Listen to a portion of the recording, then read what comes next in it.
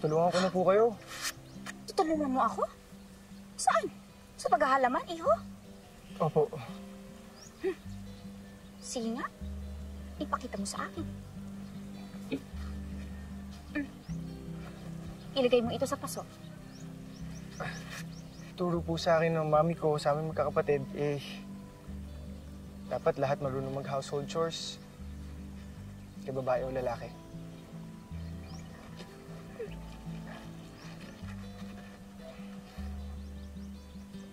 Lelang, pasensya na po sa closeness at sweetness namin ni Scarlett, ha? Promise, Lelang. Hindi po ako nagtitake advantage.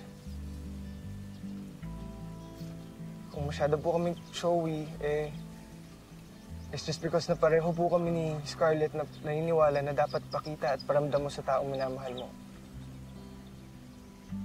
Mahal mo sila. Habang nandiyan pa sila.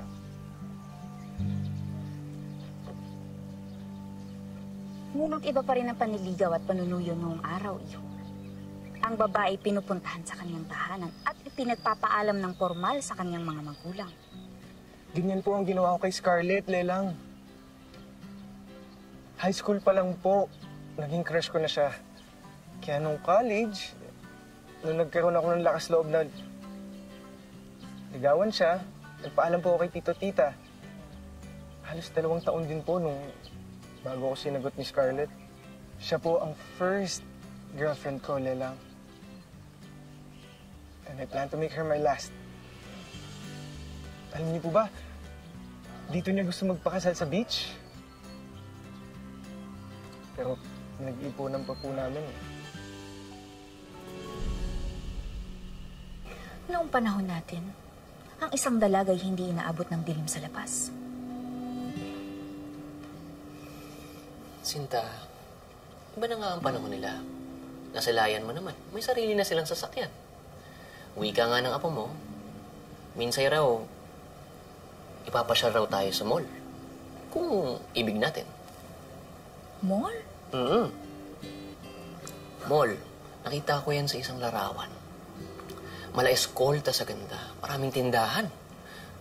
Mas mataas na nga lang na gusali. Marami rin kainan. Nakagagalak talaga yung apo natin yan. Maraming tinuturo. Ang raming kwento. Nais pala nila mag-ipon, kaya nila ipapaupa yung bahay.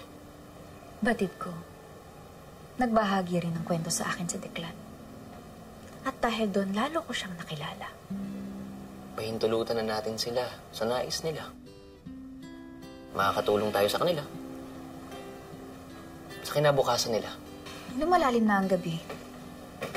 Magsindi na tayo ng kandila at magpatay ng kuryente. Ngunit, hindi na yata sila gumagamit ng kandila rito. Magdamag kagabi, kuryente na ang gamit natin. Maaksaya! Magasto sa bayarin. Hindi ba't nag-iipon sila? Mas lalong dapat silang matutong magtipid. Tama ka rin.